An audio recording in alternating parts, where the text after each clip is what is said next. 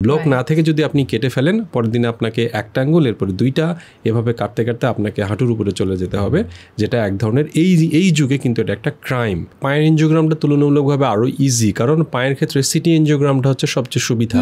আমরা হার্টে যেরকম রিং পরিয়ে দিই, একই রকম পায়েও রিং পরাই, বা আমরা ডাক্তারি ভাষায় বলি স্ট্যান্টিং। ক্ষত আছে সেটাকে ড্রেসিং করি, প্রয়োজনে খুব সামান্য যেটা কেটে ফেলা দরকার দুটো অংশটাকে ফেলে দেই। ক্লিনিক্যাল ডায়াগনোসিসের সাথে সাথে ইনভেস্টিগেশনও অনেক দরকার। কিভাবে ডায়াগনোসিস করা হয়? এটা যেমন হার্টে আমরা যখন কোনো ব্লক চিন্তা করি, আমরা কিন্তু তাকে একটা ইসিজি বা ইকো করতে দেই।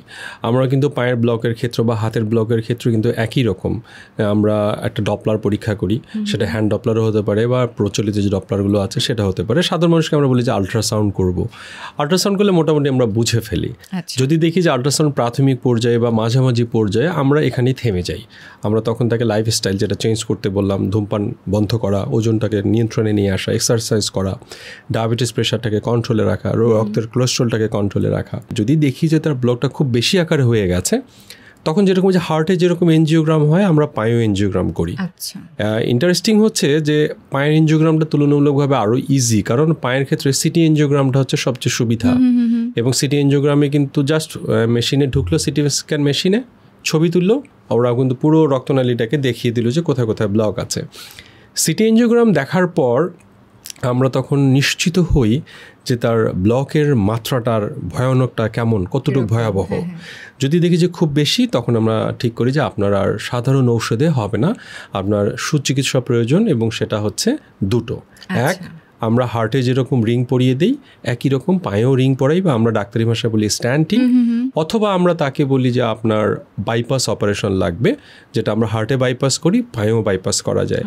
ইভেন পায়ের ক্ষেত্রে কিন্তু বাইপাস এবং রিং পরানো ছাড়াও আর অনেকগুলো ছোট ছোট প্রক্রিয়া আছে। যেমন যে জায়গাটায় রক্তের চর্বিটা জমে আছে, আমরা কিন্তু ওটাকে একদম ছেঁচে নারকেল কোরানির মতো করে বের করে নিয়ে আসতে পারি। তখন ওই রাস্তাটা কিন্তু ক্লিয়ার হয়ে যায়। যে পানির লাইনের ডাক্তার, আমরা রাস্তা ক্লিয়ার করা আমাদের কাজ আর কি।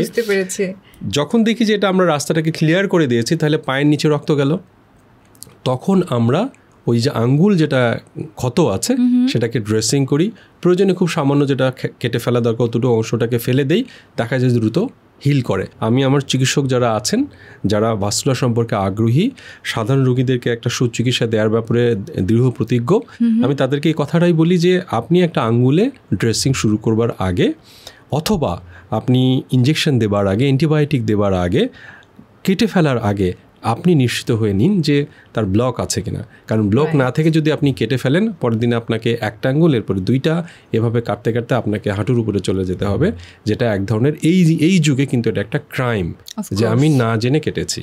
আপনি জানার পরে কাটেন, এটা আপনার চিকিৎসা।